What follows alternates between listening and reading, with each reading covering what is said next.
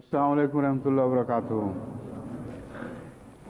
फिरौन का Assalamu alaikum wa rahmatullahi wa barakatuhu.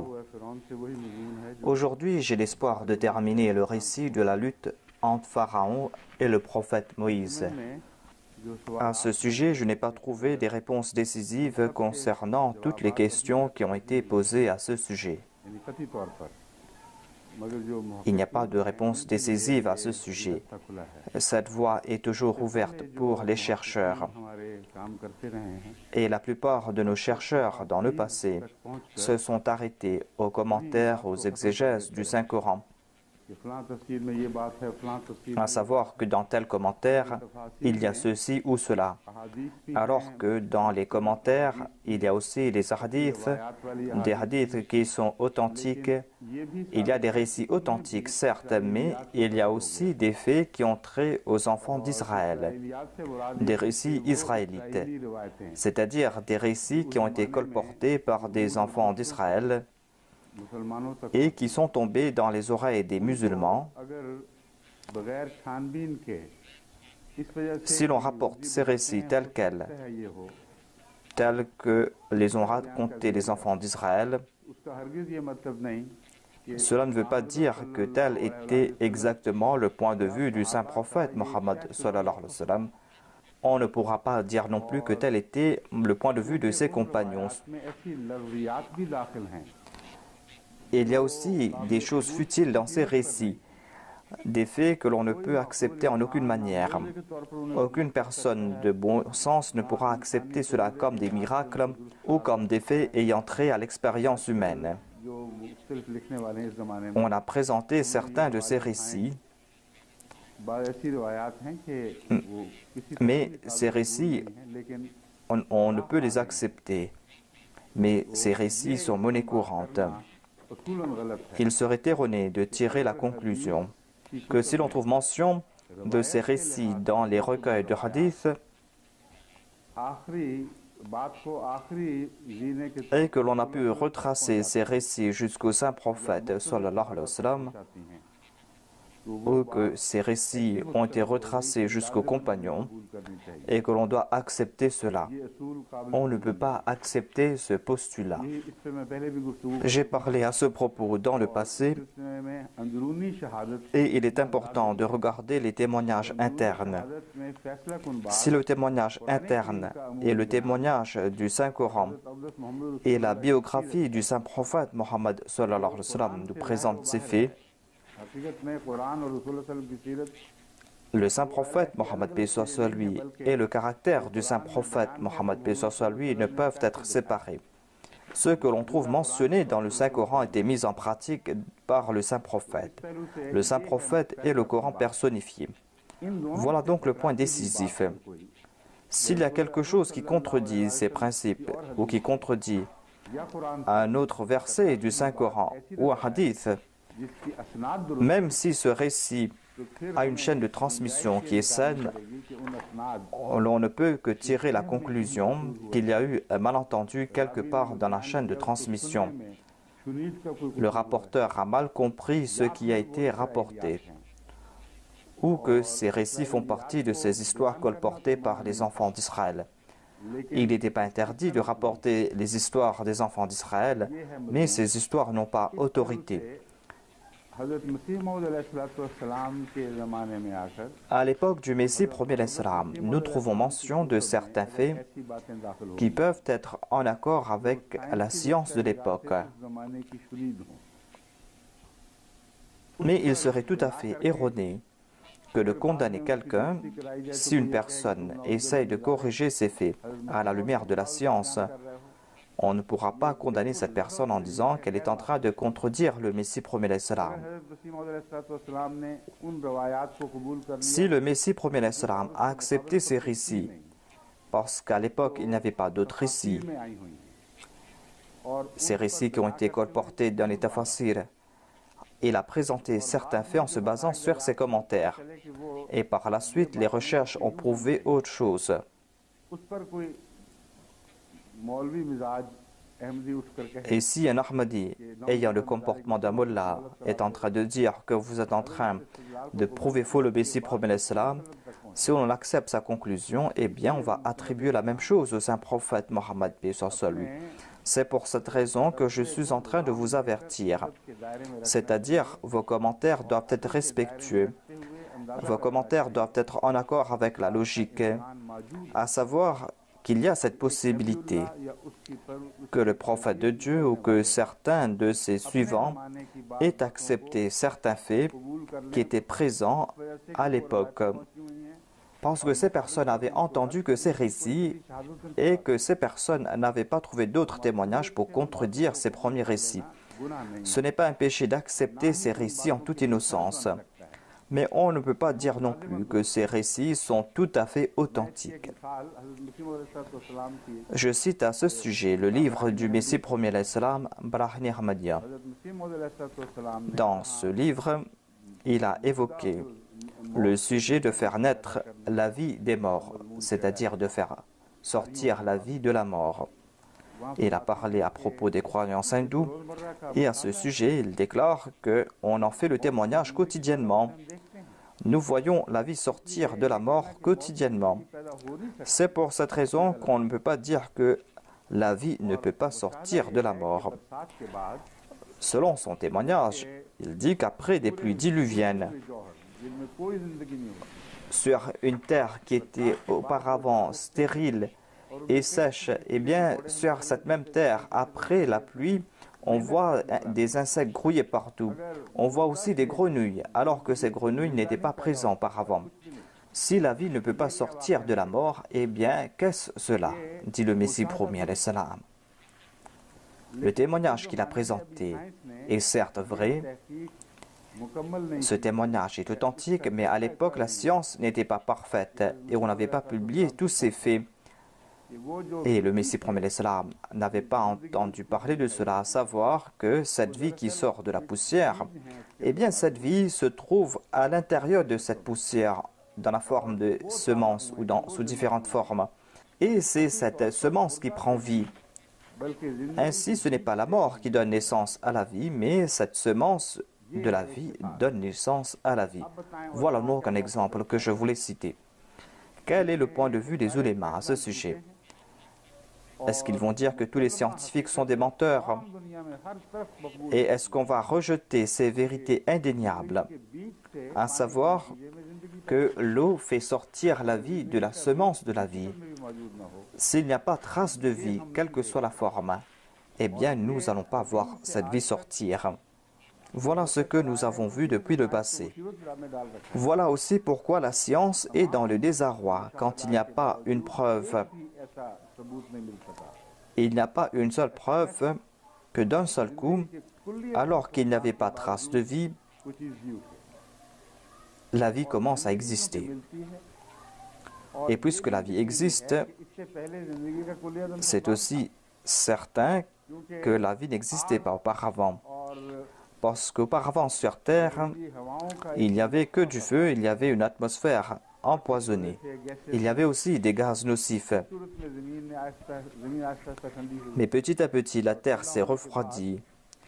Et petit à petit, il y a eu la possibilité de l'existence de la vie. Et cela s'est fait après des millions d'années.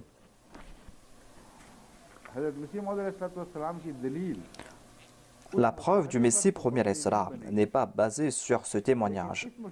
Mais en fait, il en est ainsi. Et les gens ne comprennent pas que lorsque nous sommes en train de faire ces commentaires, nous ne sommes pas en train de contredire le Messie premier l'Islam ou que nous sommes en train de rejeter ses faits. Au contraire, nous sommes en train de présenter des arguments qui n'existaient pas à son époque et que nous avons reçus aujourd'hui. Dire que les arguments qu'il avait présentés dans leur forme n'étaient pas exacts n'est pas manque de respect. Cela ne veut pas dire qu'on est en train de le rejeter. Cela ne veut pas dire non plus qu'on est en train d'affaiblir son point de vue. Au contraire, nous sommes en train de renforcer davantage ces arguments. Puisque la vie n'existait pas, les scientifiques eux-mêmes disaient que pour avoir la vie, il faut qu'il y ait une forme de vie latente. Mais à l'époque, il n'y avait aucune forme de vie. Mais ils voient que la vie commence à fleurir. et que la création commence à exister. Selon moi, c'est une preuve de fidélité que de renforcer le point de vue du Messie premier l'Islam et de renforcer sa mission. Ainsi, selon moi, c'est une preuve de fidélité à l'égard du Messie premier l'Islam. Mais selon certains ulémas, na'udhu-billah min dhalik, nous sommes en train d'outrepasser les limites fixées par le Messie premier l'Islam. Dans le même contexte, il y a l'histoire du prophète Yahya, le prophète Jean.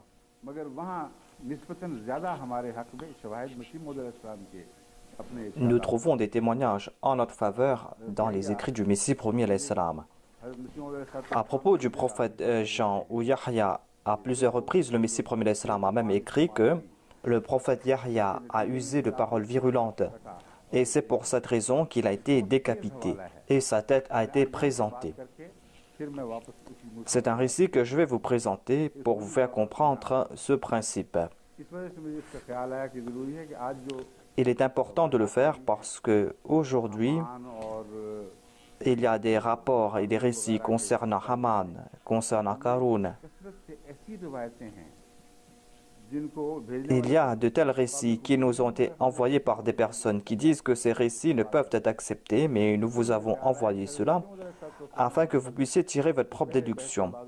C'est pour cette raison que j'ai pensé qu'il vaut mieux que je présente mon point de vue concernant les récits du Messie premier l'Islam.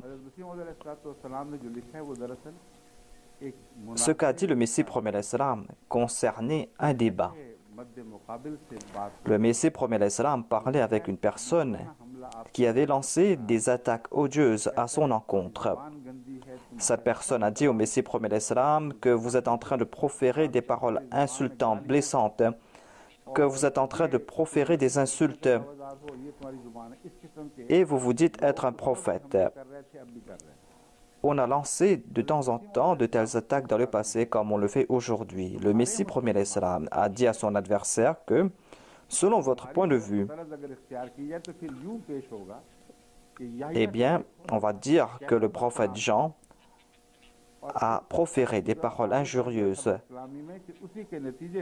et il a proféré des paroles insultantes et en fin de compte, il a été décapité et sa tête a été présentée sur un tableau. Allez-vous accepter ce comportement? Puisque son adversaire honorait le prophète Yahya ou le prophète Jean, cette personne fut fortement blessée et a commencé à objecter à ce sujet. Et les Ahmadis, dans leur innocence, ne comprennent pas ce point de vue, à savoir que c'est là un débat qu'on est en train de faire comprendre à l'adversaire par la même méthode que celui-ci a utilisée à l'encontre du Messie premier l'Islam. C'est-à-dire que si cette méthode que vous avez utilisée est bien séante, eh bien, nous allons devoir dire ceci à propos du prophète Jean. Si après ces propos du Messie premier l'Islam, on accepte que le Messie premier l'Islam a prouvé que le prophète Jean a été décapité et que sa tête a été placée sur un plateau, eh bien ce sera là une atteinte à l'honneur du Messie premier l'Islam. Alors que ailleurs, le Messie premier l'Islam a déclaré que selon moi, on n'a pas prouvé qu'un seul prophète a été tué. Si cela n'a pas été prouvé, pourquoi est-ce qu'il a usé de tels propos virulents concernant la mort d'un prophète? C'est là encore une fois une incompréhension à ce sujet.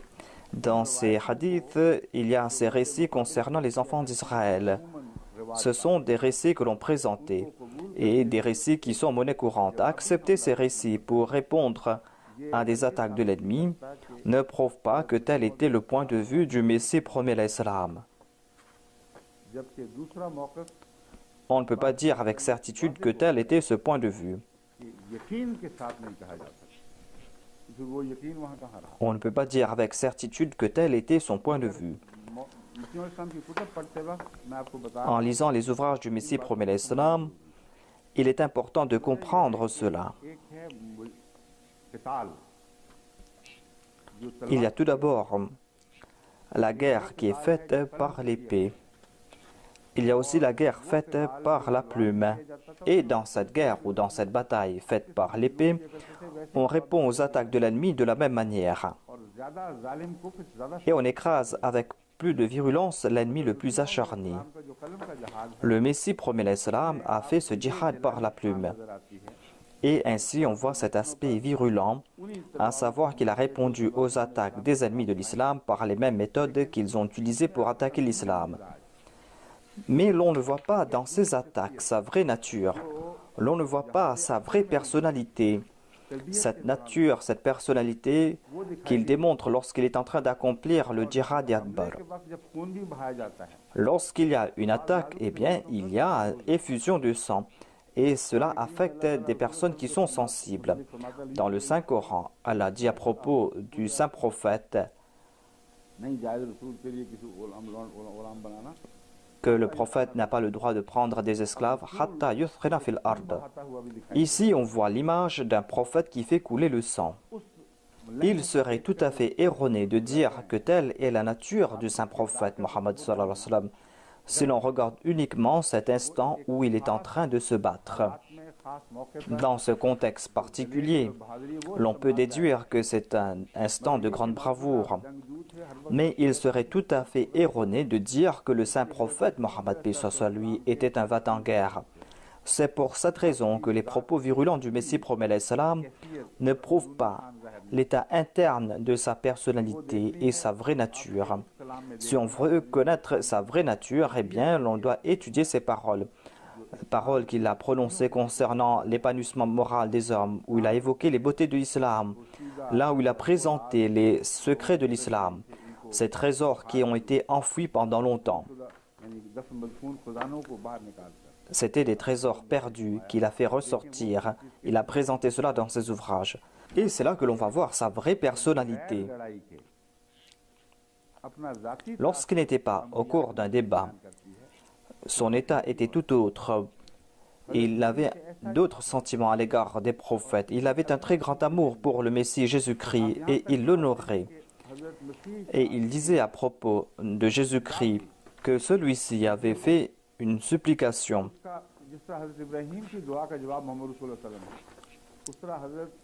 Le saint prophète sallallahu alayhi wa sallam fut l'exaucement de la prière du prophète Abraham. Et le saint prophète fut la manifestation de la prière du Messie. Le saint prophète s'est manifesté avec plus d'éclat, mais il fut le représentant du Messie. Il avait porté le nom d'Ahmad. Et par la suite, un autre Messie est venu suite à ses supplications. Et lorsqu'on va se rapprocher du jour de la résurrection, il y aura un autre Messie qui viendra. Un Messie qui va présenter des avertissements, mais un Messie qui sera rejeté complètement par les hommes. Personne ne l'acceptera. Le fait qu'il soit rejeté complètement va causer la perte totale de l'humanité. Ainsi donc, les paroles du Messie promet l'Islam à propos des prophètes hors des débats présentent en fait l'honneur qu'il conférait à ces prophètes.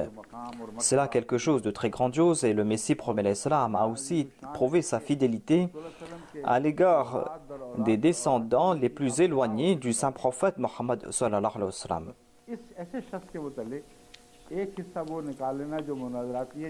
Présenter des faits hors contexte, des faits qui ont été présentés lors des débats. Par exemple, à propos de Hadrat Ali, où il a dit « Laissez Ali qui est mort, venez vers ce Ali qui est vivant ». Certains ont présenté ces faits hors contexte afin d'attiser les autres. C'est là une sottise de la part des non-Ahmadis. Mais en tant qu'Ahmadi, on ne doit pas en être coupable. Voilà ce que je vais vous expliquer. Sinon, vous allez créer des difficultés pour vous-même et pour comprendre le point de vue du Messie promet l'Islam. Faites cette distinction. À savoir, au cours des débats, le Messie promet l'Islam a usé de paroles virulentes. Il a usé de ces paroles virulentes afin de répondre à ces attaques. Et cela est en accord avec les préceptes du Coran. Il est dit dans le Saint-Coran, « Washarid bihim », c'est-à-dire de répondre avec virulence afin que ceux qui sont en arrière soient terrifiés en disant qu'on ne va pas se présenter pour se battre. Les paroles qui sont présentées en de telles situations sont en accord avec un contexte particulier. Ce sont des propos qui sont très éloquents. Mais une jeune fille Ahmadi qui va lire tout cela hors contexte, lorsqu'elle va regarder cette attaque, elle sera complètement désemparée. Ainsi donc, certaines personnes sont très sensibles, d'autres tombent sans connaissance même chez le dentiste. Ainsi, certaines personnes n'ont pas le courage d'accepter des scènes de guerre. Certains en sont désemparés et m'écrivent à ce sujet. Ils disent que on voit d'une part la personnalité du Messie promet l'Islam, lui qui a dit de prier pour ceux qui nous insultent et d'accorder du confort à ceux qui nous tourmentent. Mais d'autre part, il y a ces paroles très virulentes prononcées par le Messie promet l'Islam. Je leur fais comprendre que ces propos, il les a tenus dans un contexte spécifique. Et ses ennemis ont utilisé des paroles 10 fois plus virulentes que cela. Ce sont des personnes qui ont utilisé des paroles virulentes à l'égard du saint prophète Mohammed sallallahu alayhi wa sallam.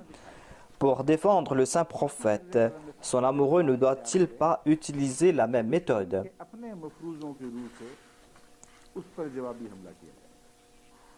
Est-ce qu'il ne doit pas utiliser de la même méthode pour répondre à ces attaques? Voilà donc la différence entre les propos des autres et les propos du Messie promet l'Islam. Si vous comprenez cela, vous allez comprendre que lorsqu'il a répondu à ces propos virulents, c'était toujours pour répondre à ces attaques contre le saint prophète. Il n'a pas utilisé une nouvelle arme afin de terrasser son ennemi. Il a pris l'arme de son ennemi en disant que vous vous attaquez au saint prophète par cette arme. Eh bien, je vais vous faire goûter le plaisir de cette arme. Goûtez le supplice de cette arme. Voyez comment elle fait couler le sang. Et ses paroles étaient moins virulentes, mais il a toujours utilisé le même principe. Et vous n'allez pas voir d'exception à ce sujet. Temporairement, le Messie promet l'Islam avait usé des mêmes armes utilisées par ses ennemis. Mais ce n'étaient pas des armes qu'il avait utilisées de manière permanente. Si on prend l'arme de son ennemi pour lui trancher la tête, voilà la méthode qu'il a utilisée. Si vous comprenez cela, vous n'allez pas voir de contradiction dans les paroles qu'il a prononcées. C'était une personne noble, de grand cœur. Il nous enseignait l'indulgence. Au cours de sa vie, il a traité avec grande miséricorde plus d'un et il a pardonné de grands coupables. Dans cette situation, pourquoi a-t-il utilisé des paroles aussi virulentes? Si vous comprenez cette réalité, vous n'allez plus voir de contradiction. Encore une fois, je présente cela, que la fidélité est que l'on doit servir la cause. Si par faiblesse humaine, on a prononcé des paroles qui ne sont pas à l'encontre de l'honneur qui revient au prophète, et ici l'on a prouvé aussi que l'on ne va plus soutenir le Messie promet l'Islam par cette arme, mais que cette arme sera utilisée contre ses points de vue. Et si au même moment, on trouve une autre arme pour soutenir les propos du Messie promet l'Islam et qu'on présente cette arme, et qu'on utilise cette arme de sa part, on ne peut pas dire que l'on est coupable d'une contradiction quelconque. Comprenez ce point, et vous allez sortir de ces débats tortueux. J'ai déjà cité l'exemple de la vie qui sort de la mort. Voilà une déduction tirée par le Messie promet l'Islam. Et aujourd'hui, nous constatons que sa déduction n'est apparemment pas en accord avec les faits que l'on présente. Si un prophète ne peut pas commettre pareille erreur, eh bien comment allez-vous accepter le Messie promet l'Islam comme prophète ummati? Qu'il soit un nabi ummati, qu'il soit un prophète, quel que soit son statut de prophète, s'il regarde certains faits et qu'il tire les conclusions justes et que ces déclarations sont exactes, alors ce ne sera pas là une atteinte à l'honneur des prophètes.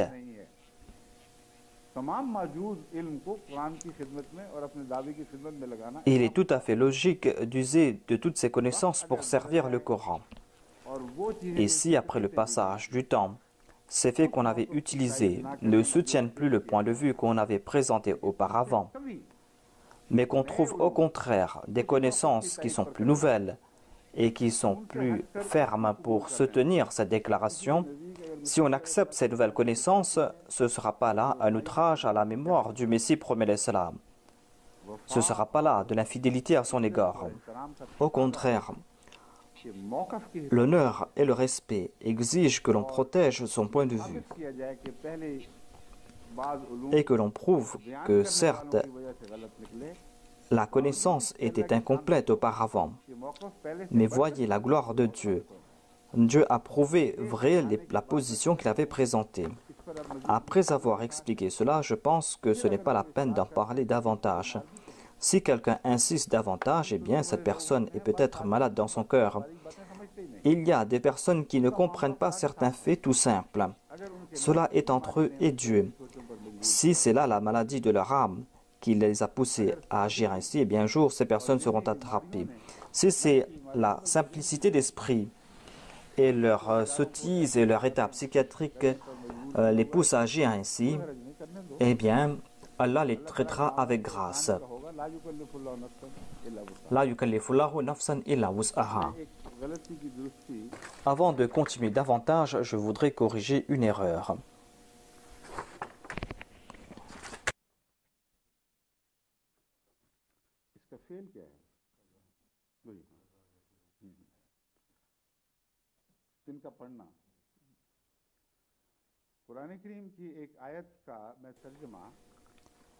Je présentais la traduction d'un verset du Saint-Coran, mais je comprenais à tort le sens de ce mot. Par la grâce de Dieu, nos ulémas m'ont corrigé et ont attiré mon attention à ce sujet. Il y a le mot « irzi fihi ». Je croyais que « irzi » était un mot et « fi » était un autre mot.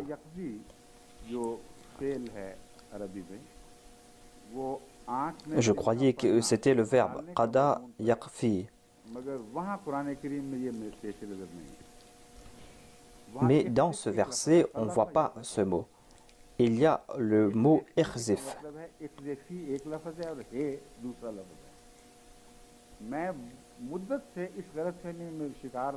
Pour une longue période, je croyais que c'était des mots distincts. Je croyais que « irzi » était un mot et « fi » était un autre mot. C'est là une grâce de Dieu que hier, quand j'ai expliqué cela, c'est là qu'on a attrapé mes erreurs. Sinon, on ne m'aurait pas attrapé lorsque je présentais la traduction. Puisque la traduction était en accord avec le contexte, c'est pour cette raison que les ulémas ne m'ont pas attrapé. Mais dans mon commentaire, lorsque j'ai présenté ce mot comme deux mots distincts, certains de nos ulémas, par exemple Jamilur Rahman Saheb et Mubarak Muslihuddin,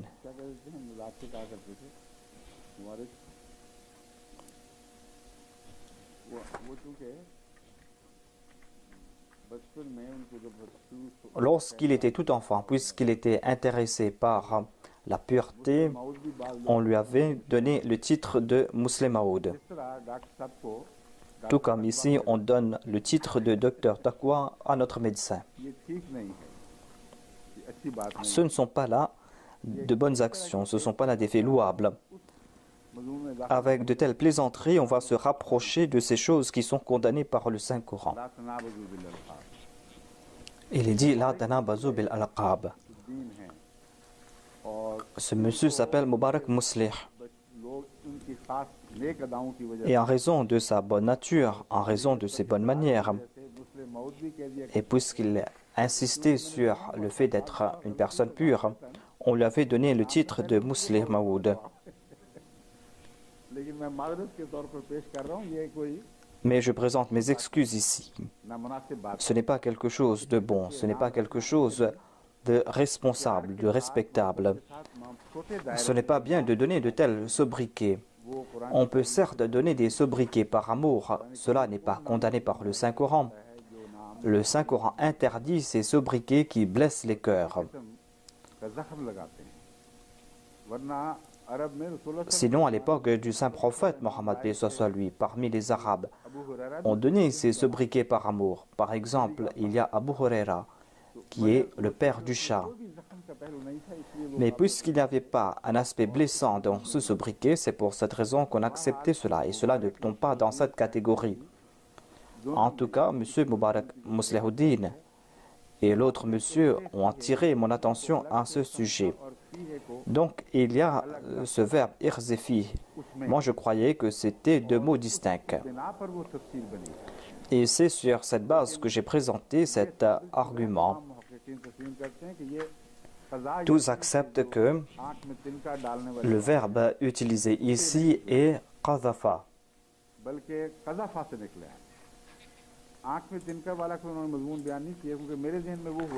Ici, on ne trouve pas mention de ce verbe que je présentais, c'est-à-dire le fait que la paille tombe dans les yeux. Il se peut que je l'ai dit, mais que j'ai présenté un autre sens et que j'ai cru que cela voulait dire que l'on doit placer dans le panier. Voilà donc l'erreur que j'ai commise. C'était là une erreur de ma part. On m'a dit que le verbe est qazafa, yaghzifu. Cela veut dire placer quelque chose dans un autre objet. Ainsi donc, l'explication que je présentais s'arrête là. Voilà donc un exemple. C'est-à-dire, par innocence, j'ai commis une erreur. Et ainsi s'arrête le commentaire que je présentais. Mais le fait est tel quel. Si vous me faites comprendre cela, ce ne sera pas un manque de respect. Au contraire, c'est une faveur. Car auparavant, je lui disais que nous sommes en train d'étudier jusqu'à présent. Nous sommes des étudiants permanents. Par exemple, ces personnes, parmi elles, il y a de grands érudits, je ne vais pas citer des exemples, mais il y a quelqu'un qui m'a présenté un point de vue, je lui dis que votre point de vue n'est pas exact, et cette personne a accepté son erreur. Ainsi, Subhanallah est la meilleure parole en de telles situations, c'est-à-dire seul Allah est exempt de telles erreurs, personne n'est exempt de ces erreurs. Lorsqu'on sait qu'on a commis une erreur, on doit l'accepter immédiatement, sinon on ne sera plus un étudiant. Si l'on n'est pas un étudiant, l'on ne pourra pas non plus enseigner aux autres. Le saint prophète, paix soit sur lui, a lié la quête de la connaissance et l'enseignement. Il a dit que si vous étudiez toujours, vous serez un enseignant. Voilà ce qui a été dit dans le Saint-Coran à propos du saint prophète, sallallahu alayhi wa sallam.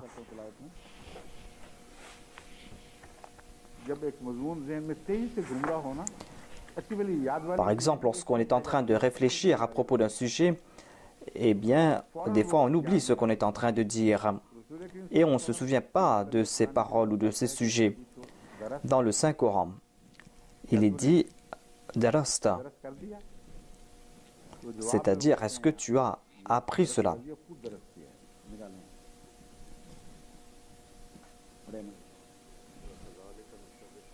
وَكَذَلِكَ نُصَرِّفُ الْآيَاتِ وَلِيَقُولُوا دَرَسْتَ وَلِيُبَيِّنَ لِقَوْمٍ يَعْمَلُونَ. C'est ainsi que nous enseignons au saint prophète. Nous lui enseignons des choses sublimes, afin que les autres disent « oui, tu as appris cela ».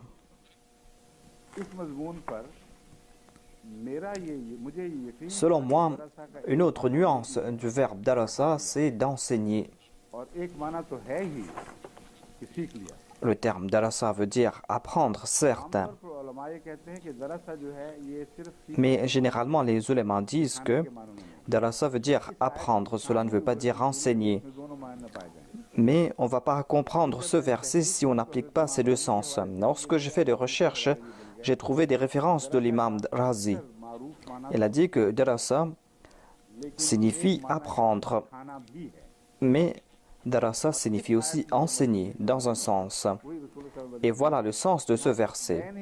C'est pour cette raison que le hadith du saint prophète, paix soit sur lui, s'applique ici. C'est-à-dire, tu as enseigné tout comme tu as appris. Tu l'as fait à la perfection. C'est-à-dire que tu as fait pleuvoir sur eux cette connaissance qu'ils sont contraints de dire que tu as très bien appris de ton Seigneur et tu nous as très bien enseigné. Ainsi donc, à la base de ce hadith se trouve dans ce verset, à savoir que si vous allez bien apprendre, vous allez bien enseigner. Mais si vous le faites par orgueil Si vous n'acceptez pas une vérité en croyant que cela va porter atteinte à votre honneur, eh bien, ce sera là le comble de l'ignorance et on doit en demander pardon à Dieu. En tout cas, je suis reconnaissant envers ces personnes qui m'ont attiré l'attention. Il y a M. Mubarak Muslihuddin Saheb, M. Jamil Rahman Rafiq. Je vais maintenant retourner vers le sujet d'hier. Des fois, je parle à propos de certains sujets et j'en tire un grand plaisir. Et j'abandonne le fil conducteur du commentaire et je pars à droite et à gauche. J'espère que cela ne lasse pas les gens.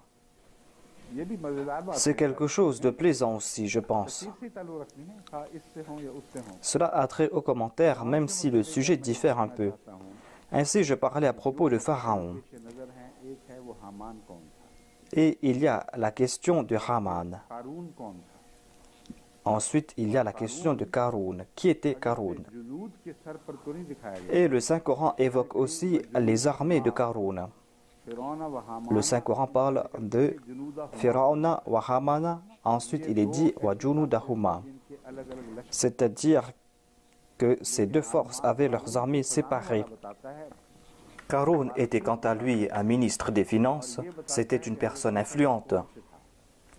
Et il appartenait au peuple de Moïse. Et lors de la lutte avec Pharaon, ces trois personnes devaient être présentes. Voilà la recherche à faire. Il est important de connaître qui sont ces personnalités. Il est important de savoir où se trouve ce trésor. Celui qui essaiera d'amener ces trois personnes à l'époque du pharaon Méneptah sera voué à l'échec.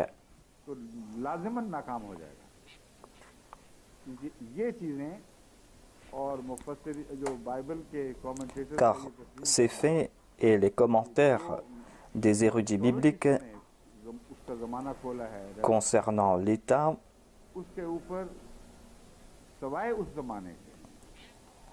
eh bien, sachez que tous ces détails ne peuvent s'appliquer qu'à l'époque du prophète Moïse.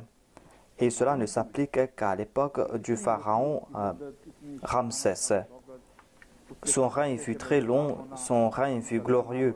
Il avait ses aides et il s'était battu. Ce sont des faits qu'acceptent tous les érudits. Mais il ne suffit pas qu'ils acceptent cela. Nous devons nous aussi faire des recherches. On doit faire des recherches concernant Asiya, c'est-à-dire qui était cette femme. Je présenterai devant vous ma déduction à ce sujet. Quand elle s'était mariée avec Pharaon et quand Moïse est né, elle était là en tant qu'épouse de Pharaon ou est-ce qu'elle s'est mariée après? On comprend à la lumière du Coran que Asiya était cette femme qui avait pris la responsabilité de protéger Moïse. Je leur ai demandé de faire des recherches concernant Asiya si elle était mentionnée dans les hadiths. D'où vient ce nom? Je vais vous éclairer à ce sujet tout d'abord. Il y a un hadith qui a été rapporté dans le recueil de Sahih Bukhari. Et on trouve mention de deux femmes. Il y a tout d'abord Asiya, la femme de Pharaon. Ensuite, il y a Maryam, la femme d'Imran. Cela se trouve dans la sourate At-Tahrim.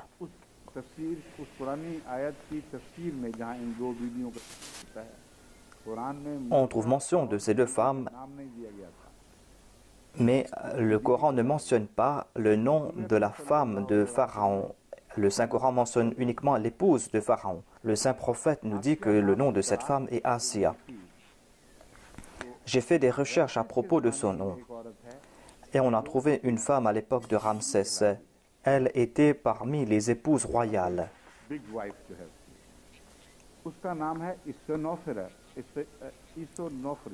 Le nom de cette femme est Iset Nofret. Les premières lettres de son nom sont I-S-E ou O. Et ces lettres correspondent à le nom Asiya.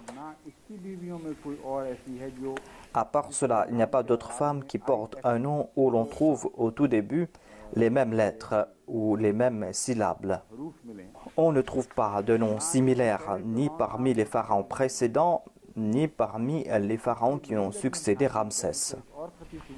Si on fait davantage de recherches, l'on va trouver quelque chose d'autre, à savoir que Moïse est né à l'époque de ce pharaon et nous sommes en train de parler de cette époque. Donc nous avons eu quelque chose concernant son nom. Mais il y a aussi le sens de ce nom et il se peut que ce nom soit un nom attributif.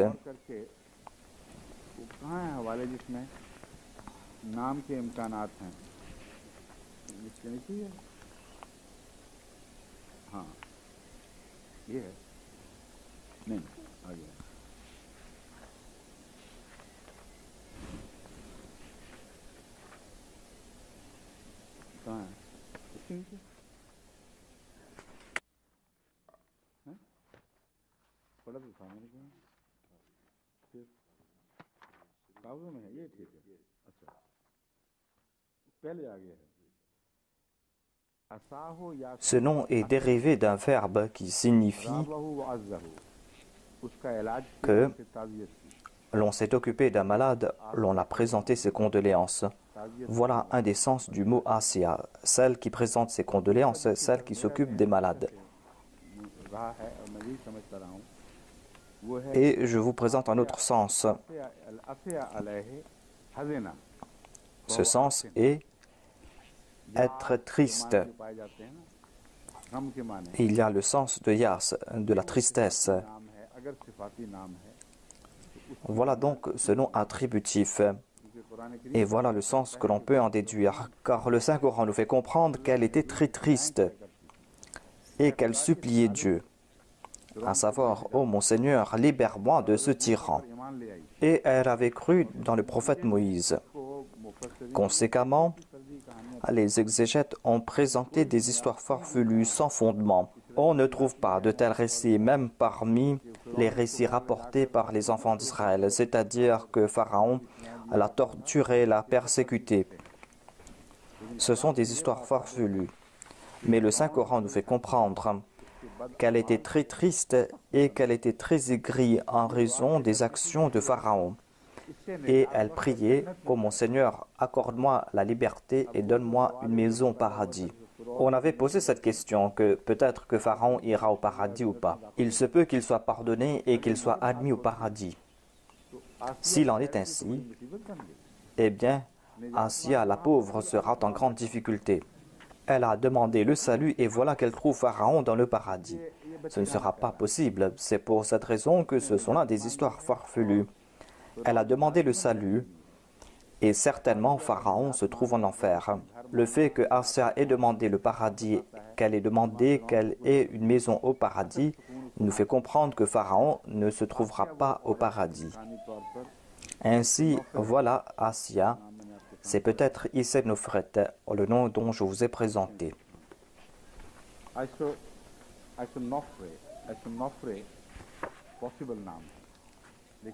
Voilà le nom plausible, Issa Nofret. Mais les chercheurs doivent faire davantage de recherches à ce sujet. Et il y a un autre point que l'on peut déduire du Saint-Coran, à savoir que quand cette femme a dit à Pharaon que nous allons adopter cet enfant afin que nous en fassions un fils adoptif, elle n'a pas dit « moi », elle a dit « nous ».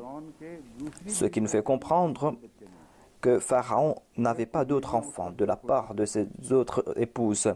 Pharaon n'avait pas encore d'enfants d'autres femmes. Et Asiya était en train de dire à Pharaon qu'il se peut que nous n'ayons pas d'enfants. Et un Pharaon mourir sans enfant était une grande humiliation. C'est pour cette raison que Pharaon lui a donné la permission d'adopter cet enfant. Mais par la suite, ce Pharaon a eu un grand nombre d'enfants.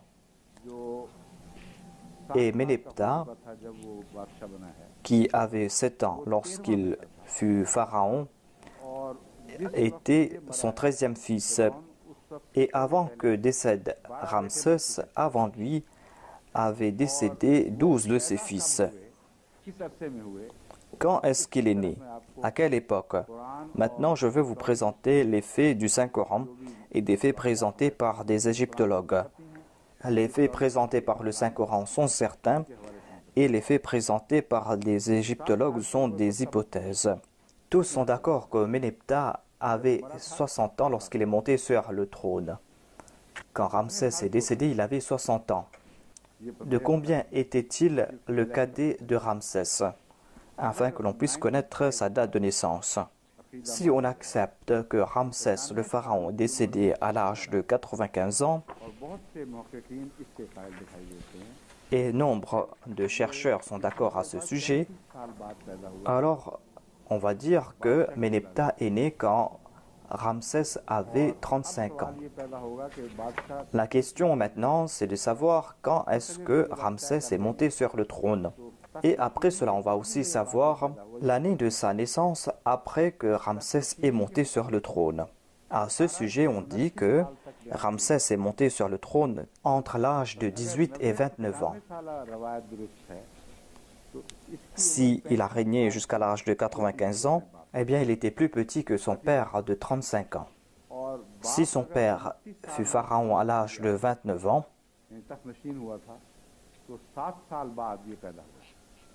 eh bien, lui, il est né 6 ans après. Si Moïse est né au cours de cette période, eh bien, ce ne sera pas quelque chose d'étrange. Si on accepte les autres récits, eh bien, ce ne sera pas en accord avec l'âge de 18 ans, mais ce sera en accord avec l'âge de 29 ans. L'âge maximum quand il est monté sur le trône, c'est 29 ans. En me basant sur cet âge de 29 ans, j'ai lié cela avec son âge maximum, qui est 95 ans. Et Ménéptah était plus petit que son père de 35 ans. Quand Ramsès est monté sur le trône, 6 ans après, son fils est né.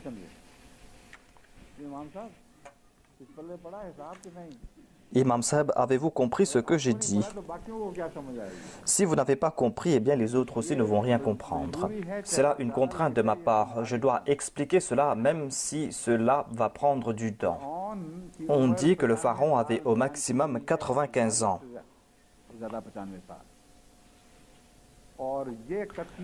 Et il a été prouvé sans aucun doute que Ménéptah est né 6 ans après quand il a commencé à régner.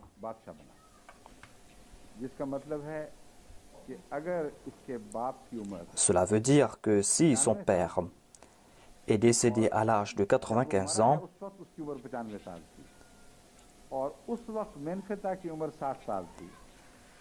et que Ménéptah avait à l'époque 60 ans, eh bien, il est plus jeune que son père par 35 ans. S'il était plus jeune que son père par 35 ans, eh bien, quand est-il né? J'ai lié la date de sa naissance avec la date maximum de la montée sur le trône de son père.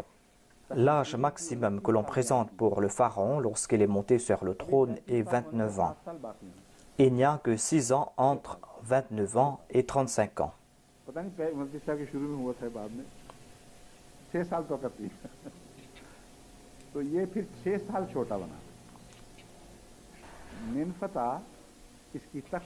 Ainsi, Ménéptah était plus petit que Moïse par 6 ans. Si Moïse est né la même année que Pharaon est monté sur le trône, ou au cours de l'année qui s'est écoulée, eh bien, Ménéptah est plus petit que Moïse par 5 ou 6 ans.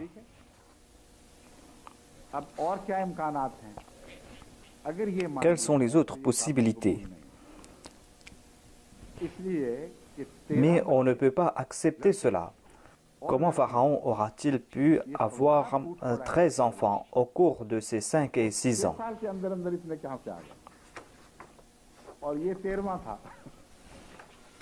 Et Ménéptah était le 13e enfant. C'est pour cette raison que nous devons chercher d'autres récits. Des récits qui sont plus acceptables, mais qui présentent des périodes encore plus longues.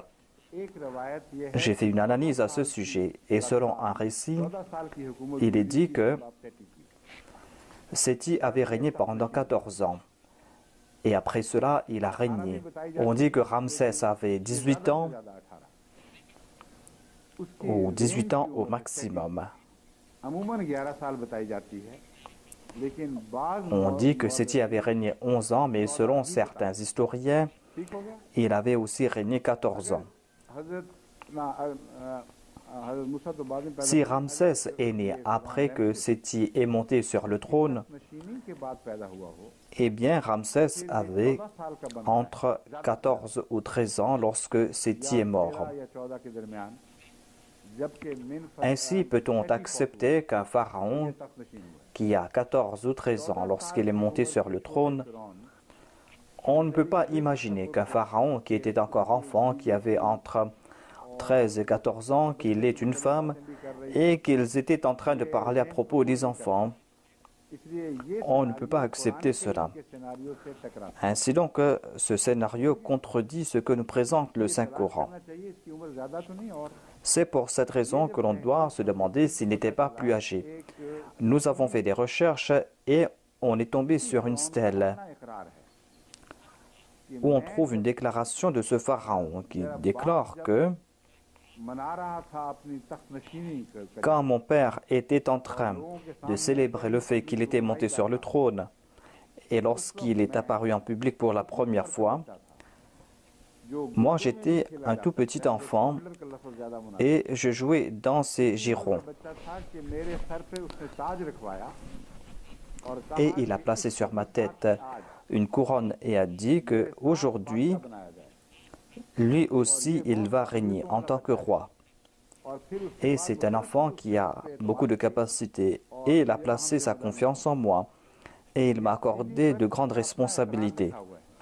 Voilà la déclaration que l'on trouve sur une stèle de ce pharaon. Si on laisse de côté ses habitudes à être orgueilleux, car telles étaient ses habitudes, c'était un pharaon très arrogant. Et il n'y avait pas de pharaon plus arrogant que lui. Il était si arrogant que certains historiens ont dit qu'il était celui qui utilise le burin.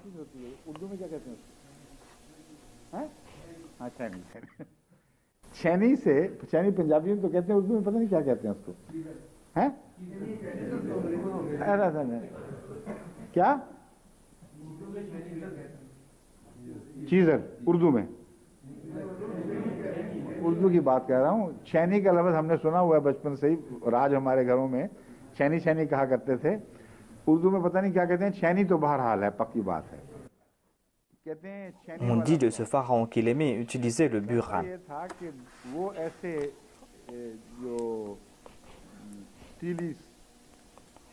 Sur certaines de ces stèles, on avait préservé l'histoire de certains pharaons.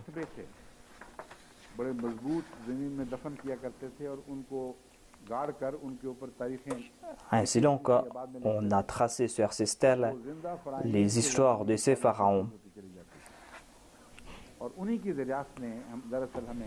C'est grâce à ces stèles qu'on a connu l'histoire des pharaons d'Égypte. Selon les historiens, ces stèles ont une grande importance. Mais ce pharaon a raconté beaucoup d'histoires à propos de sa personne. Et on n'accepte pas tout ce qu'il dit. Les historiens disent qu'on ne doit pas accepter tout ce qu'il dit car, en fait, il effaçait les histoires des pharaons du passé. Il enlevait leur nom avec du burin et il plaçait son nom à la place du nom de ces pharaons. Et ainsi, il voulait faire croire à ceux qui allaient venir après qu'il avait accompli de grandes œuvres. Ainsi, nous n'allons pas accepter toutes les histoires qu'il a racontées. On ne sait pas à quel point il a dit la vérité. Mais il ne peut pas nier l'histoire de son époque. C'est pour cette raison que nous allons devoir accepter ces faits. Il a présenté des faits qui concernent sa naissance. C'étaient des faits connus et il ne pouvait y avoir de contradiction à ce sujet. S'il n'y a pas de contradiction avec ce sujet, eh bien, on doit accepter cela. Ici, il n'y a pas de contradiction avec ce qu'il a raconté. C'est pour cette raison que ce n'est pas la peine de rejeter cela. Ainsi, 4 साल बाद 14 साल इसके बादशाह की बादशाहत में गुजरे तो ये जो बाज मुहक्किकीन selon certains historiens, il est monté sur le trône à l'âge de 18 ans. Et cela est tout à fait vrai. Lorsqu'il est monté sur le trône à l'âge de 18 ans, il y a un laps de temps entre lui et son fils ou son 13e fils. Cela veut dire que si ce pharaon est décédé à l'âge de 95 ans, il y avait une différence de 35 ans. Il est monté sur le trône à l'âge de 18 ans. 17 plus 18 fait 35. Ainsi, au cours de cette période de 17 ans, ou au cours de cette période de 12 ans, ce pharaon a pu avoir 13 enfants. Ce n'est pas quelque chose d'impossible, car il avait un grand harem. Et il était fier du fait qu'il avait des épouses, qu'il avait aussi des concubines.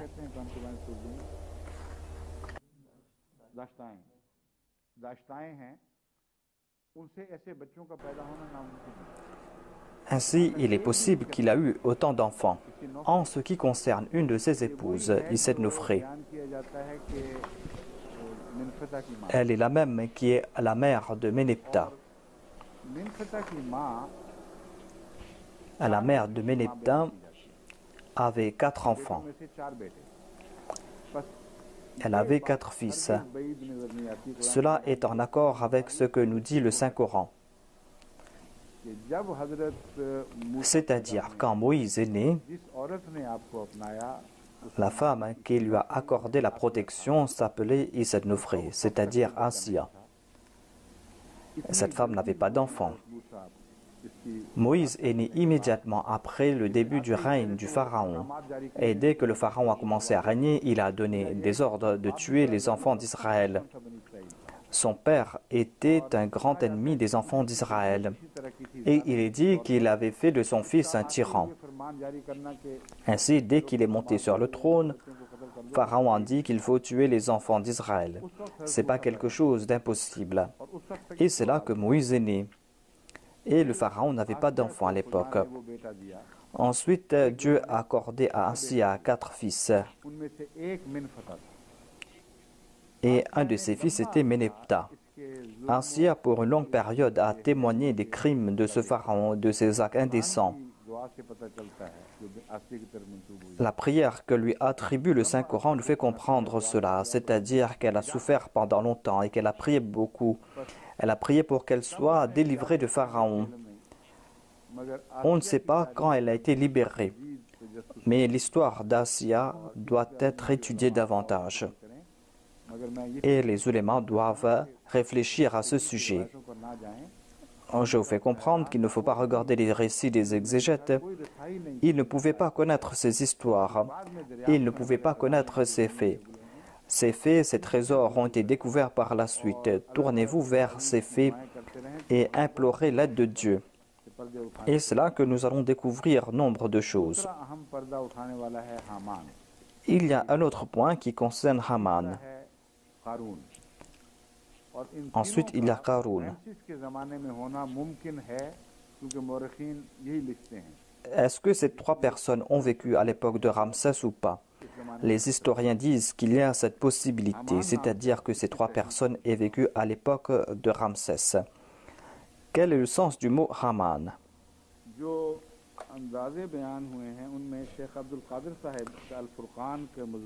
Monsieur Cheikh Abdul Qadir a écrit un article sous le titre d'Al-Furqan. Il a cité un ouvrage qui s'appelle Egypt under the Pharaohs. Et il a cité le nom de l'auteur. L'auteur qui doit être un Allemand, je pense. En tout cas, ce n'est pas un nom anglais. L'auteur déclare que Ham voulait dire le grand sacrificateur. Et Man vient du mot Amon. Ce qu'il est en train de rapporter ici est tout à fait vrai. Haman était un titre qui s'appliquait au grand prêtre.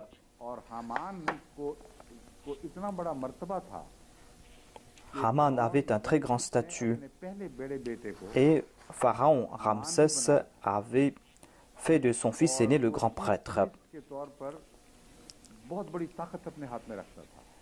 Et il avait un grand pouvoir. Selon les recherches, l'on a trouvé que lorsque Pharaon a célébré ses 30 ans, il avait ce fils.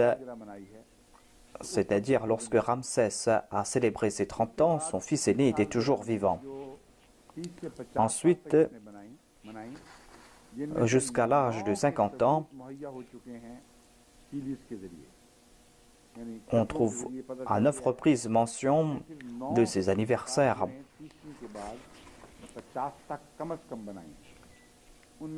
Il a célébré 9 anniversaires, ou même plus, mais là-bas, on ne trouve pas mention de ce Haman. Cela veut dire que ce Haman était déjà mort ou qu'avant le retour de Moïse, il était déjà mort.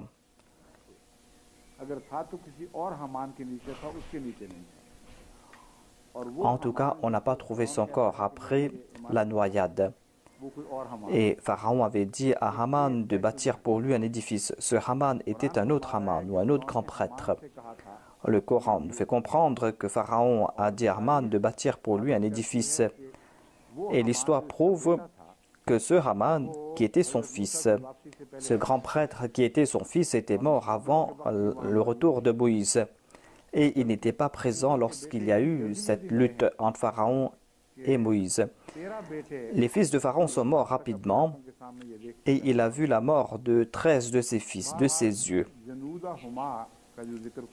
En tout cas, on trouve mention de ces deux armées dans le Saint-Coran.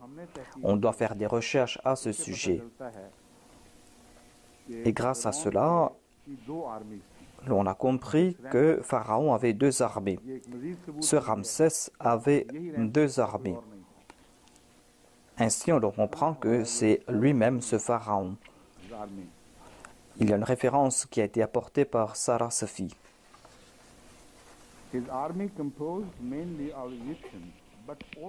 Son armée était composée d'Égyptiens, mais aussi de mercenaires étrangers.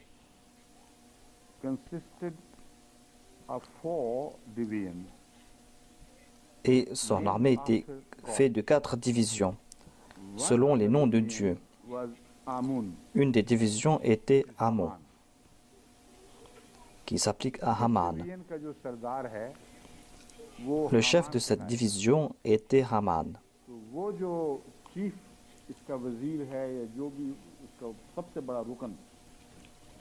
En tout cas, il y avait ce grand prêtre ou ce grand ministre après Pharaon.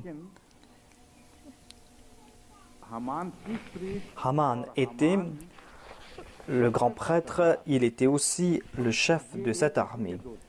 Est-ce deux personnes différentes ou une seule personne? Voilà la question que l'on doit se poser. Selon moi, c'était deux personnes différentes. Il y a tout d'abord Haman, qui était le grand prêtre. Mais il y avait aussi le chef de cette armée. Si on accepte que c'était un étranger, eh bien, il y a deux possibilités. Soit qu'il était des leurs, et qu'il n'était pas un Égyptien, mais qu'il était de l'extérieur, ou soit qu'il appartenait à une division qui était composée de soldats étrangers.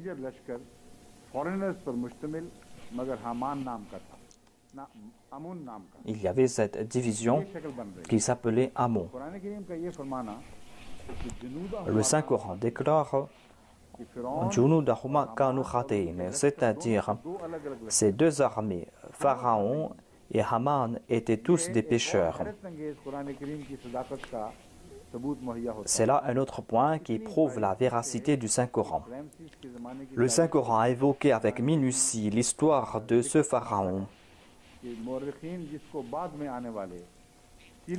Et les historiens qui sont venus plus tard ont découvert ces faits sur les stèles.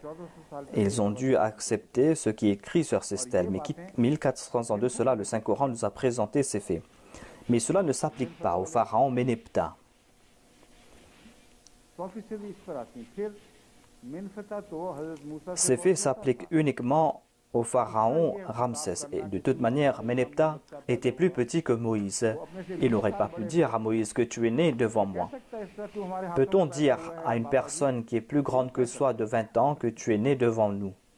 बिल्कुल कतई है, इसमें मुझे जरा भी शक नहीं कि कुरान करीम Donc, il n'y a pas de doute que le Saint-Coran nous présente un seul pharaon. Moïse est né à l'époque de ce pharaon. Moïse a grandi entre les mains de sa femme. Ensuite, Moïse est retourné à l'époque de règne de ce même pharaon alors qu'il avait 40 ans. Et Méneptah a régné bien longtemps après. वो मुकाबले हुए। Ensuite, il y a eu cet affrontement entre Moïse et Pharaon a échoué. ये जो हवाला है ये chambers encyclopedia से लिया गया है। ये जो Ce récit se trouve dans Chambers Encyclopedia. C'est là-bas où l'on trouve mention de ces deux armées. बहुत अहम हवाला ये निकला है।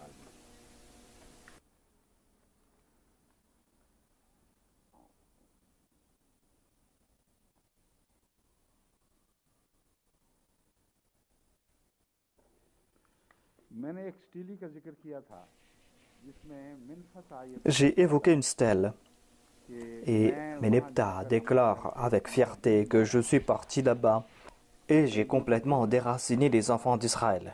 मैंने उससे इस्तेमाल किया था कि अगर यहाँ इतने लंबे J'ai tiré la conclusion que si on va débattre à ce sujet et s'il y aura eu une telle bataille, pourquoi est-ce qu'il est parti là-bas pour les déraciner? Pourquoi est-ce qu'il n'a pas tué ici même les enfants d'Israël?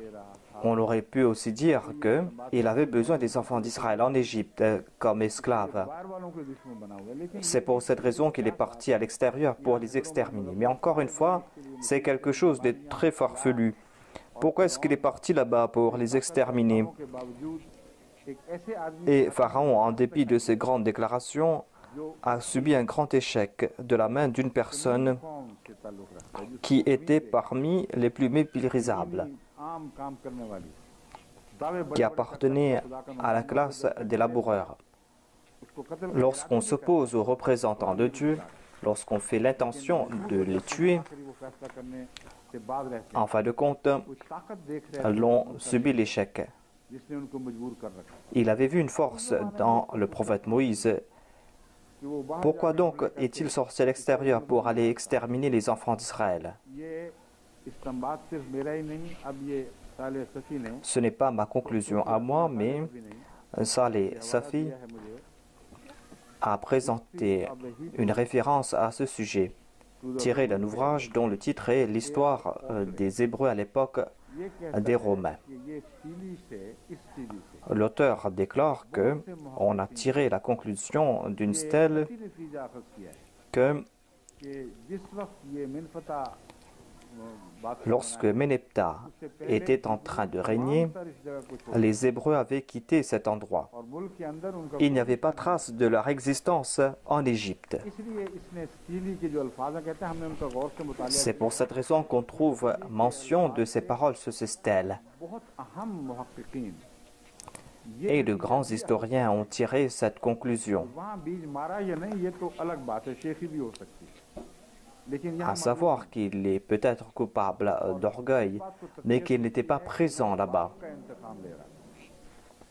Il voulait venger son père, en fait. आपका इंतकाम जो ले रहा था उस सिलसिले में खुदा ने उससे क्या इंतकाम लिया इसके मुतालिक Mais comment Dieu s'est-il vengé? Je vais vous informer à ce sujet. रेमेसीस का जो जमाना बनता है वो मैंने बयान किया था ना Comme je l'ai dit, quand Moïse est retourné en Égypte, पहले है बात il avait 40 ans. कि कुरान करीम से पता चलता है कि जब नबूवत की उम्र को पहुंच Le Saint-Coran nous fait comprendre que lorsqu'il a été choisi comme prophète et qu'il avait complété cette période de 8 ans, वहाँ नहीं रहना चाहते इजाजत ले lui-même ne voulait pas rester là-bas davantage et il a pris la permission pour partir. S'il avait complété sa permission, il n'aurait pas demandé permission de partir. Prendre la permission signifie qu'il avait terminé la période de 8 ans वो अपने खुसर से इजाजत लेते हैं कि मुझे et qu'il voulait partir après avoir pris la permission de son beau-père. तो खुदा उनको नबी बनाता है C'est là que Dieu l'a choisi comme prophète. Et Dieu lui a dit que maintenant tu as atteint l'âge pour que tu puisses travailler pour moi. Je t'ai choisi pour moi. En tout cas, il avait moins de 40 ans. J'ai dit qu'il se peut qu'il ait 40 ans et qu'il ait eu ce statut de prophète alors qu'il était tout jeune. Dieu a dit que dès que tu es arrivé à maturité, nous t'avons choisi. Il fut choisi comme prophète à l'âge le plus jeune que l'on peut être choisi comme prophète. Eh bien, à l'époque, selon les déclarations du Saint-Coran, il avait environ 33 ans. C'est pour cette raison que j'ai dit qu'il avait émigré à l'âge de 25 ans.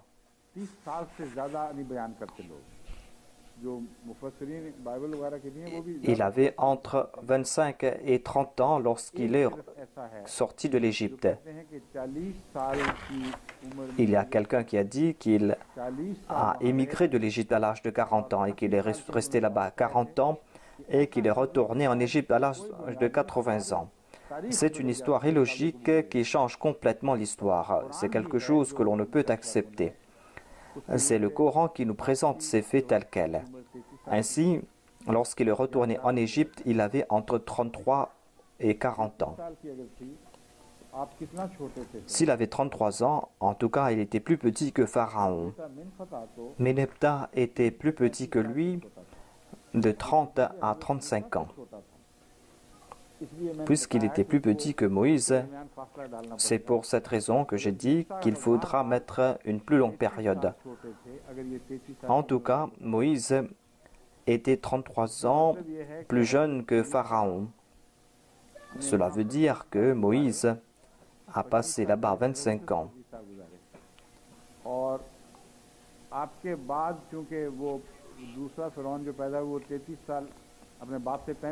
Et Ménephta était plus jeune que son père de 35 ans. Lorsque Moïse a émigré de l'Égypte à l'âge de 25 ans, il venait de naître, Ménephta.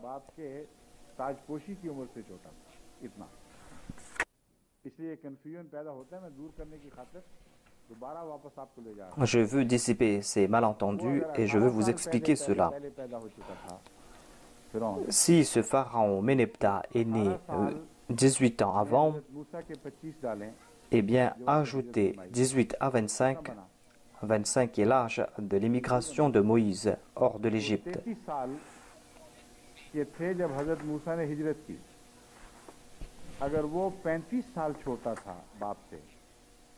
Si Ménephta était plus jeune que son père par 25 ans, eh bien, quand était-il né? Son père avait régné 17 ans avant sa naissance. Ainsi, il est né avant l'émigration de Moïse. Lorsque Moïse est retourné en Égypte, il était un jeune enfant.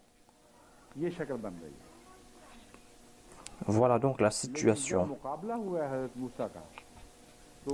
Mais lorsqu'il y a eu cet affrontement entre Moïse et Pharaon, eh bien, à la lumière du Saint-Coran, il se peut que Moïse ait vécu entre 8 et 10 ans en Égypte par la suite. Lorsque j'ai étudié cela davantage, nous avons fait beaucoup d'efforts à ce sujet. Certains de ces jeunes filles ont fait beaucoup d'efforts pour faire des recherches à ce sujet, pour préparer les notes pour le lendemain. Et certains ont sorti de bonnes références. Et à la lumière de leurs recherches, il est dit que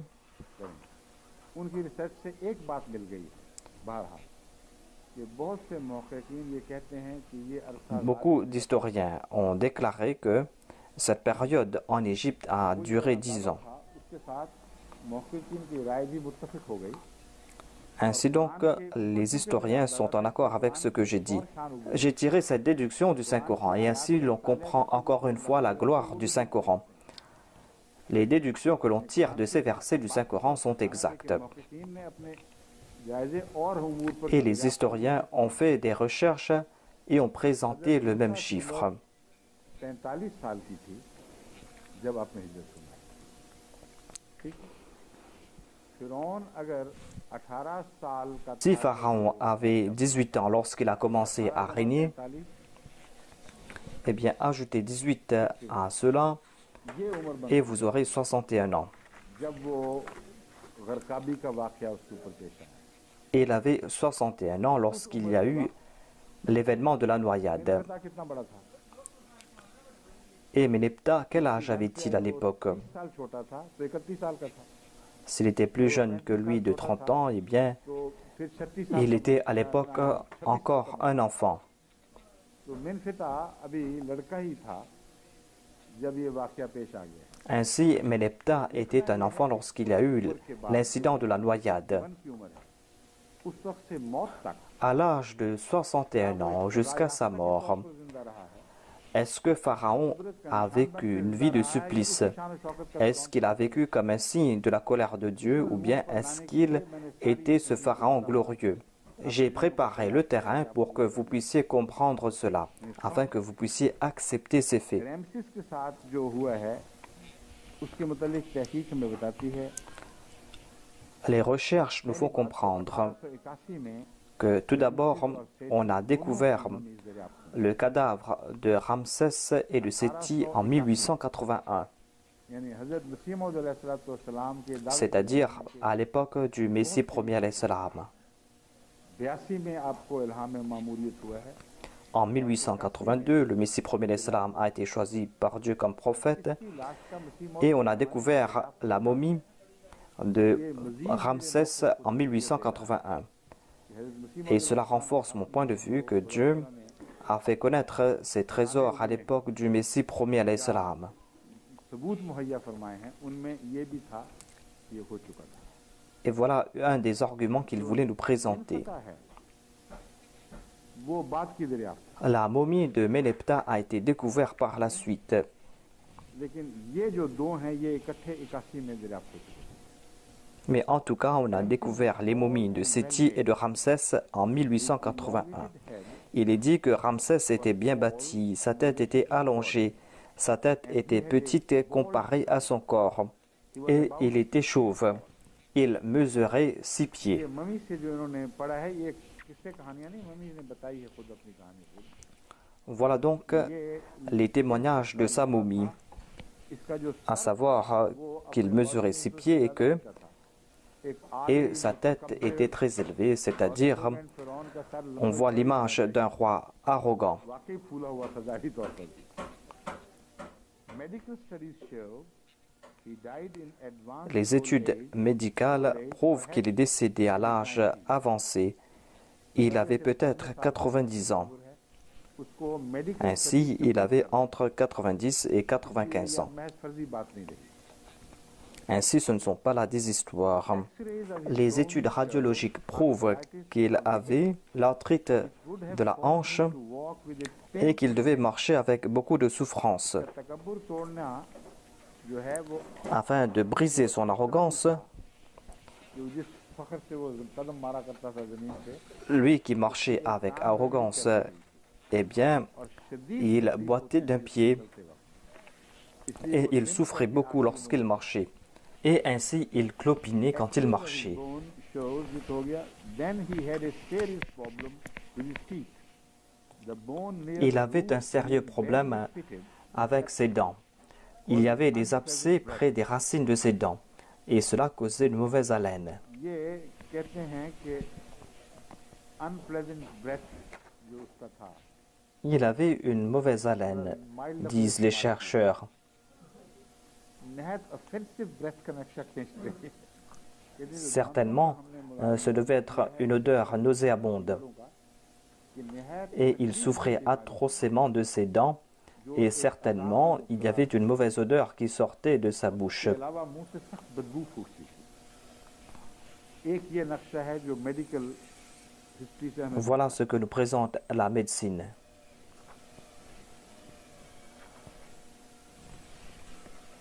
दूसरा doctor Rosalie David mysteries of the mummy. Le docteur Rosalie David a écrit à propos du mystère des momies.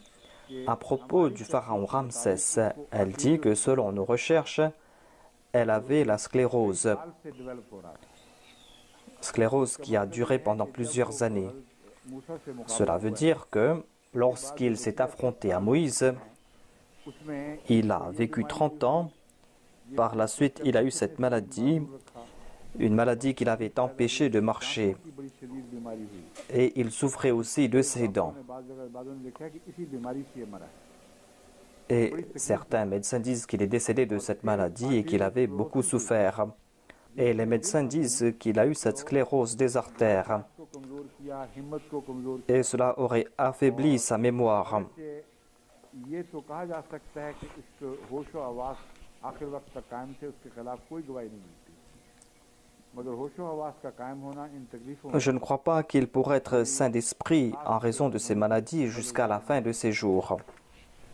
लेकिन जब ये मरा है तो एक लंबे अरसे तक En tout cas, il est mort après une longue période et il était dans un état d'incapacité. और का जिक्र करते हैं तो कहते Lorsque les historiens mentionnent sa dernière période de son règne, हैं मुकाबले की उम्र हम बताते हैं जब ये 61 का था और हजरत मूसा eh bien, lorsqu'on mentionne cette période lorsqu'il avait 61 ans, बिल्कुल मुर्दा l'histoire après cet âge de 61 ans est complètement mort. Sa gloire a complètement disparu. इसलिए कहीं Après cela, on ne trouve pas mention qu'il avait lancé des attaques. बाद में भी C'est pour cette raison qu'il est tout à fait faux de dire qu'il a lancé des attaques contre les Israélites à l'extérieur de l'Égypte. Cela a été prouvé et puisque cela allait à l'encontre de mon point de vue, कहीं पढ़ा था या सुना mais था puisque j'ai lu cela, c'est pour cette raison que j'étais contraint de le présenter.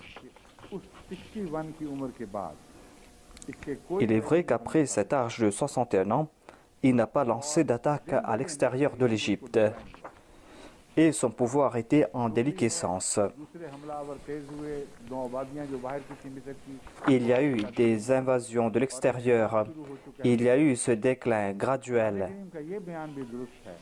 Le Saint-Coran a dit que, après cet incident, सरजमीन वहां से इन लोगों ils ont perdu leur gloire d'antan और उनसे कदम उखेड़ दिए जाएंगे, et ils ont été déracinés. का वारिस बनी इसराइल बनाए जाएंगे, Et ce sont les enfants d'Israël qui ont hérité de cette terre, जिनको eux qui étaient considérés comme des faibles sur la terre. बाज लोग समझते हैं आज हुआ आज से Certains pensent que la prophétie est faite aujourd'hui et que le lendemain la prophétie s'est réalisée.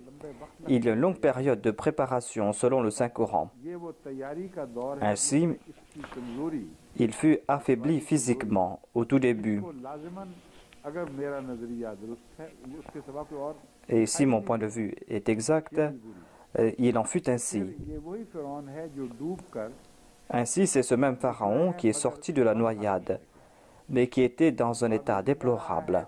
Il est resté en vie, certes, में मफलूज mais il a vécu en tant que malade. Il était handicapé et il avait perdu sa gloire d'antan. तो main Et lorsqu'il est décédé, c'est là que Ménépta यादों के a lancé des attaques pour se venger. तौर पर उन इलाकों में हमले किए हैं जहां हजरत Il a lancé ces attaques là où le peuple de Moïse s'était établi. Il faisait des efforts pour s'établir là-bas. तो इसको ये तो नहीं मालूम हो सकता था कि इस वक्त मूसा और आपका लश्कर कहाँ है। On ne peut pas dire où se trouvait Moïse et son armée, कि मैं फलस्तीन के इलाके mais il a vu quelques personnes là-bas qui étaient en Palestine et les a rencontrés, peut-être qu'il les a anéantis en pensant que c'étaient les enfants d'Israël, ou soit qu'il était en train de mentir et qu'il a tué quelques personnes et qu'il est retourné, mais que la graine était toujours présente là-bas. Et après quelque temps, की कौम का मिस्र से मिट जाता है। Pharaon et son peuple ont disparu, इन्हिसात जारी car है बावजूद à l'époque de Médepta, il y a eu ce déclin. इसके बेटों के दौरान बड़ी तेजी से फिर ये हुकूमत हाथ से गई है। Et ils ont perdu leur pouvoir. Il y a eu des attaques de la part des Grecs. इनके दौर का खात्मा Et ces derniers ont mis fin complètement à leur règne. हमले के नतीजे में फिर बनी Et par l'entremise des Grecs, Dieu a accordé la victoire aux enfants d'Israël. रास्ता दिखाया। अल्लाह की तकदीर देखे कैसे काम करती है। Voyez le décret de Dieu, car plus tard, les Grecs ont accepté Jésus-Christ.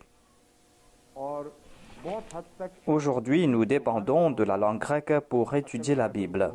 तक पहुंचने जो भी बाइबल थी En tout cas, les Grecs ont régné pendant longtemps en Égypte.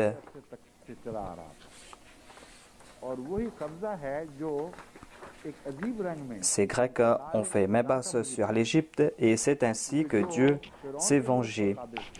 Ceux qui régnaient en maître en Égypte ont été les esclaves de Jésus-Christ. Et les enfants d'Israël ont régné sur ce pays. Voilà donc le décret de Dieu. Mais cela ne veut pas dire que la prophétie s'est réalisée un seul jour.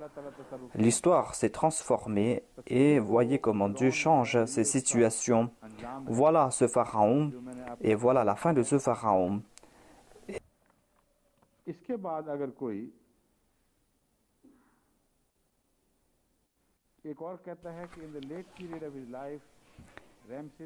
Un autre écrivain écrit que Ramsès était sénile dans la dernière partie de sa vie et qu'il y a eu des rébellions sur la frontière.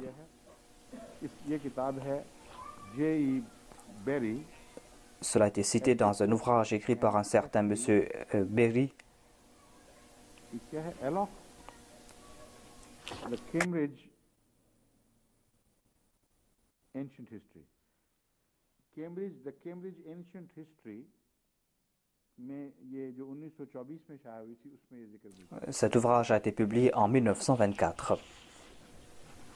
The various pharaohs Leonard Cockrell, Evans Brothers Limited 1968 में भी इसी से मिलते-जुलते मजमून की बातें मिलती हैं.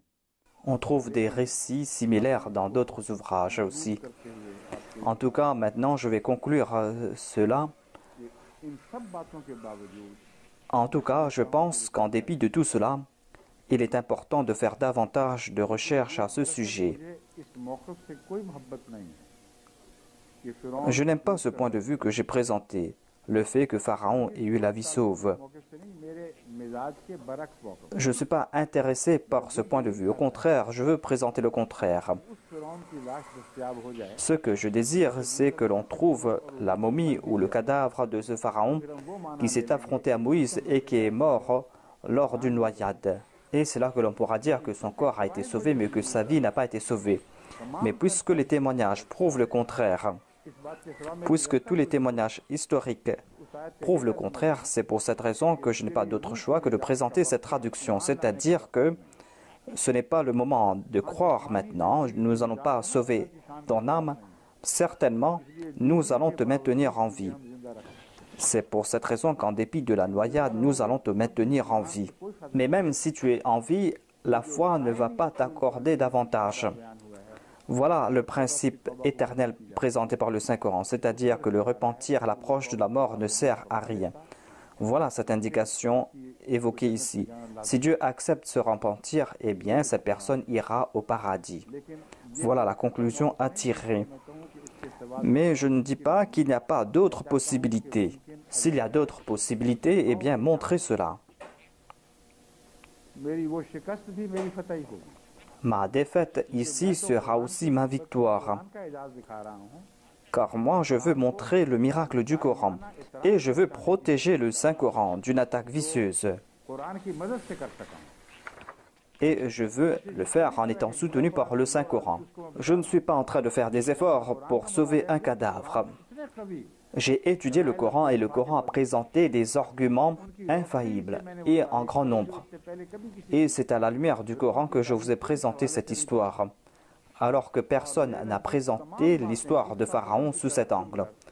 Et selon moi, toute l'histoire s'est mise en place comme les pièces d'un puzzle. Si quelqu'un veut prouver le contraire, eh bien ce n'est pas un péché. Faites preuve de taqwa. Mais maintenant, c'est à vous de prouver cela. Montrez ce pharaon à qui s'applique l'histoire présentée par le Saint-Coran, c'est-à-dire un pharaon qui a vécu si longtemps, à propos de qui tous les historiens sont contraints d'accepter que cet affrontement entre Moïse et Pharaon s'est passé à l'époque de Ramsès. Car ils disent que tous ces faits de l'histoire s'appliquent avec l'époque de Pharaon.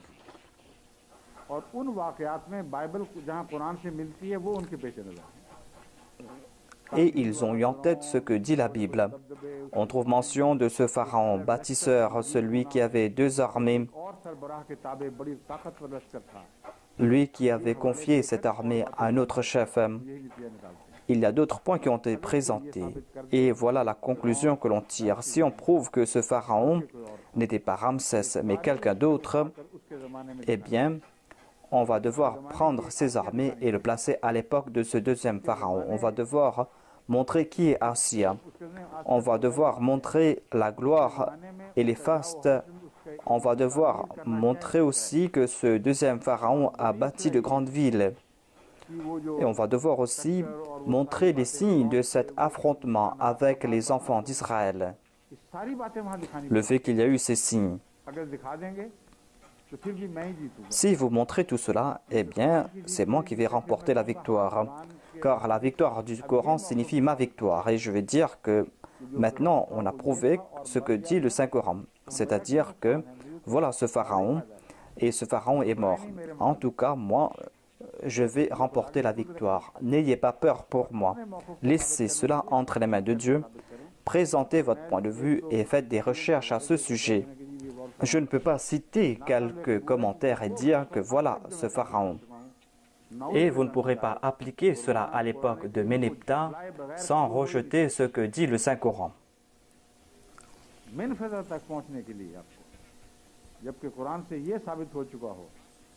Alors que le Saint-Coran prouve que c'est au début du règne de Ramsès qu'est né Moïse. Et le Saint-Coran déclare qu'il est retourné à l'âge de 40 ans.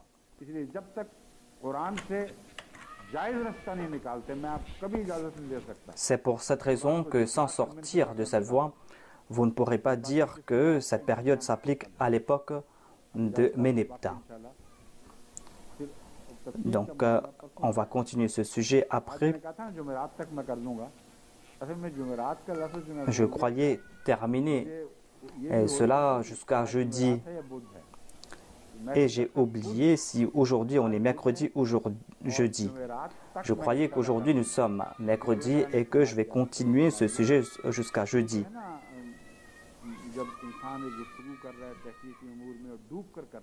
Lorsqu'on est épris par quelque chose, l'on oublie certains faits.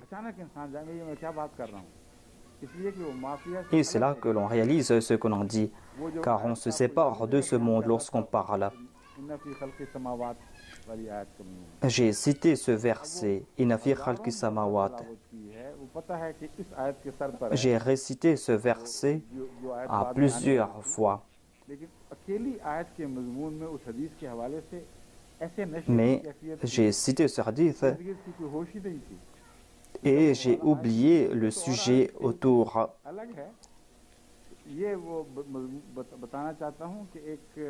C'est ainsi que l'on est absorbé par un sujet. Et cela prend du temps pour retourner dans ce monde.